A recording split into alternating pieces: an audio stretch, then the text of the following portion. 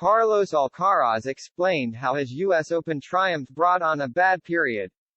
Carlos Alcaraz has revealed that the toughest period of his career came after he won last year's U.S. Open, becoming the first teenage Grand Slam champion in 17 years and the youngest ever ATP World number 1 as a result. The 19-year-old explained how his triumph in Flushing Meadows led to a bad spell before suffering back-to-back injuries which saw him sidelined for almost 4 months. Alcaraz had long been tipped as the next big thing in tennis and was quick to fulfill expectations at the U.S. Open in September, capping off his breakthrough 2022 season by winning his first major and ascending to number 1 in the world. With the victory, he became the first teenager to hoist a Slam trophy since Rafael Nadal in 2005, and the youngest man ever to reach the top of the rankings. But the 19-year-old has now confessed that the win led to the toughest period of his career so far as he dealt with the stress of such a monumental achievement.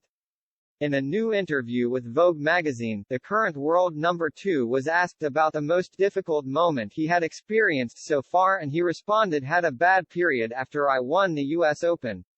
While it seemed surprising, the 7-time title winner explained how the occasion troubled him after celebrating with his team and family at a Peruvian restaurant in New York on the night of his victory.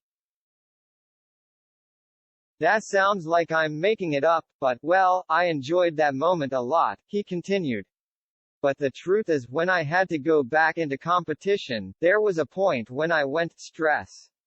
You know, sharing his theory over why his Grand Slam glory sparked a tough spell, Alcaraz added, "Maybe I hadn't fully taken on board what had happened. Or maybe, instinctively, I lost a little hope. I think what happened was, when I saw that I'd achieved what I'd dreamed of since I was a little kid. Unconsciously that aspiration dimmed a bit.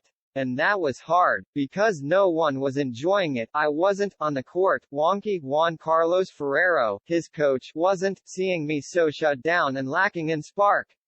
I thought, where do I go now?" Things ended up going from bad to worse for Alcaraz, who tore an ab muscle during his quarterfinal match against Holger Rune at the Paris Masters in early November and was forced to shut down his 2022 season early.